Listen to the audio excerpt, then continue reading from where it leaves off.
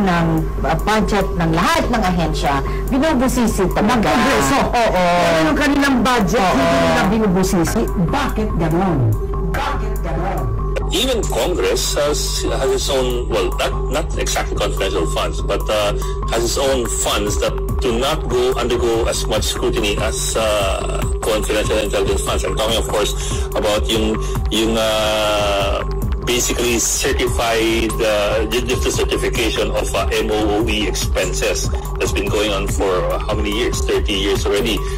Yung kanilang budget, hindi nila binubusisi. Bakit ganon? The COA does not require anything more than a certification from legislators that they have spent properly their MOOE. Pera po ito ng taong bayan. Yung kanilang budget, hindi nila binubusisi. Bakit ganon?